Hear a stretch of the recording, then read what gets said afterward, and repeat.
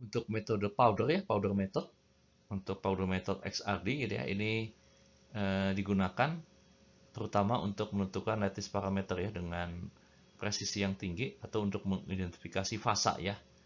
Jadi di sini kita putar ya ini alatnya ya, lalu kita kontakkan dengan X-ray ya sampelnya tersebut. Nanti kita pola diffraksinya itu, jadi ini akan tercatat di suatu layar film ini ya. Nanti kita akan bisa menganalisis. Ini mengindexing powder pattern ya, jadi ini berdasarkan Bragg's law. N lambda sama dengan 2D sinus theta. Jadi untuk cubic crystal itu DHKL sama dengan A dibagi H kuadrat tambah K kuadrat ditambah L kuadrat ya. Jadi ini kita bisa dapatkan ini sin kuadrat theta dibagi H kuadrat plus K kuadrat tambah L kuadrat. Ini akan konstan ya, sama dengan lambda kuadrat ditambah lambda kuadrat dibagi A kuadrat 4 A kuadrat. Yang ini merupakan suatu konstanta. Dan indeksingnya kita lihat ya, kalau misalkan ini kita ingin menentukan bentuknya itu kristalnya apakah kubik. Dari data kita cek ya S1-nya, lalu theta-nya. Kita hitung sinus kuadrat theta. Lalu H kuadrat tambah K kuadrat tambah L kuadrat ya. Kita cek. Lalu apakah sin kuadrat dibagi H kuadrat tambah K kuadrat tambah L kuadratnya itu akan konstan. Jika konstan berarti dia simple cubic ya. Tapi kalau bukan berarti dia untuk kasus ini dia bukan simple cubic.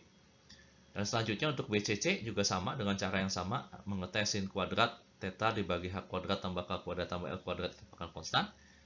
Ternyata ini 3 konstan ya, berarti bukan BCC. Dan yang terakhir ini dicek apakah itu FCC ya. Jadi sini digunakan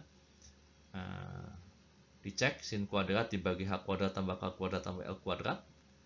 Ini akan memberikan konstan ya dari datanya ini. Dan ini lattice parameternya kita bisa menghitung dari data tersebut. Kita akan dapatkan ini bentuknya ternyata face center cubic ya, dengan cara indexing tadi. Terus kita juga bisa menentukan ya, ini diffraksi dari berbagai jenis material. Untuk yang pertama tentunya yang kristal ya. Kristal itu akan menunjukkan pattern puncak-puncak yang tajam ya, seperti ini. Jangan kalau liquid atau amorphous solid itu akan bentuknya seperti ini, lebih melebar ya, tidak ada puncak-puncak yang tajam.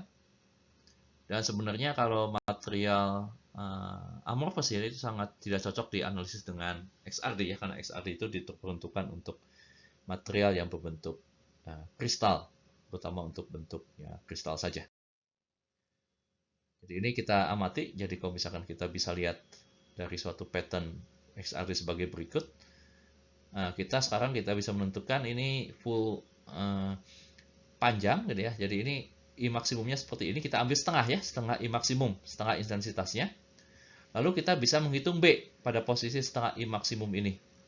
Dan B ini posisi puncaknya tentunya kita tahu ya theta B-nya itu berapa. Dan dari sini kita bisa menentukan nanti mengestimasi crystallite size ya dengan menggunakan hukum Kerr ya. Dan ini T sama dengan bentuk kristal ya. Secara kasar bisa kita estimasi 0,9 lambda dibagi B cos theta B. B ini panjang ini ya. Panjang lebar dari puncak ini pada posisi setengah I maksimum. Itu B, lambda itu kita ketahui karena kita sudah tahu X-ray yang kita gunakan lambdanya berapa. Lalu theta B-nya kita dapatkan dari posisi puncak tersebut ya. Nah, intensitas dari suatu diffracted beam gitu ya, itu kita bisa lihat ada berbagai macam faktor ya, polarization factor, structure factor, multiplicity, Lorentz factor, absorption factor, dan temperature factor ya. Ini faktor-faktor yang mempengaruhi. Dan untuk sebagian besar material, peak dan intensitasnya itu dikomentasi ya di JCPDS dan di ICDD. Jadi kita bisa bandingkan dengan data di literatur tersebut. Ini contohnya untuk nikel ya, ini punya data sebagai berikut. ABC-nya berapa, alfa, beta, gamma-nya itu bisa sudah tertuliskan di situ ya datanya dalam JCPDS. Ini stick pattern dari JCPDS gitu ya. Untuk nikel, jadi ini nikel jelas suatu material logam yang kristal ya, kristalin. Jadi puncak-puncaknya itu tajam seperti ini. Dan ini actual pattern ya. Ini bisa menentukan lattice parameter, phase diagram, tekstur, strain, itu mikro atau residual, size, dan microstructure ya, bisa sampai ke arah diskolokasi dasar.